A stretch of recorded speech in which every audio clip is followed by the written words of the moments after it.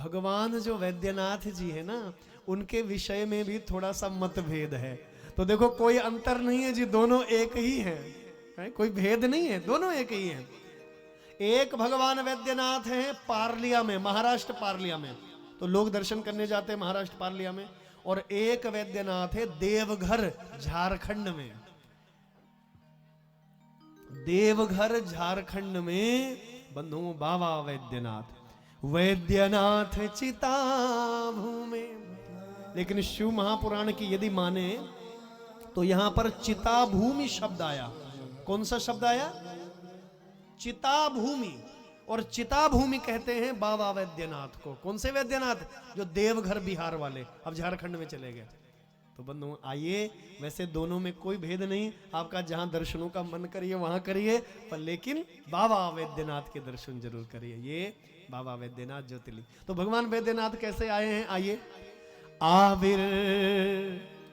आविर्भूतो रावणार्थम बहुलीला कर प्रभु, बहुलीला कर प्रभु।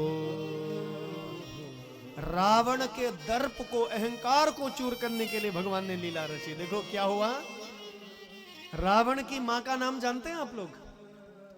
रावण की मां का नाम था केकसी। केकसी बड़ी दुष्ट थी, सभी सुनते हैं।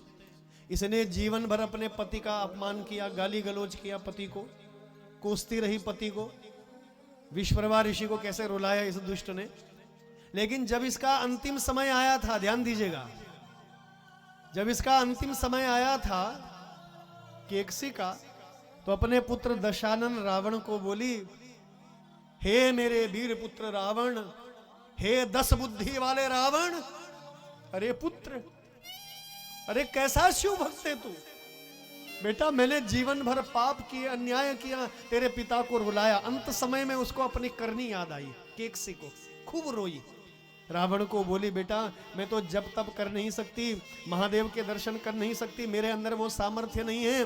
लेकिन बेटा यदि तू शिव भक्त है तो मेरे लिए क्या इतना नहीं कर सकता? तू कैलाश से महादेव को लंका में लेकर के आ जा, और लंका में महादेव आ गए तो मैं दर्शन कर लूंगी, मेरा पाप धुल जाएगा, मुझे दिव्य लोक की प्राप्ति हो जाएगी। तो रावण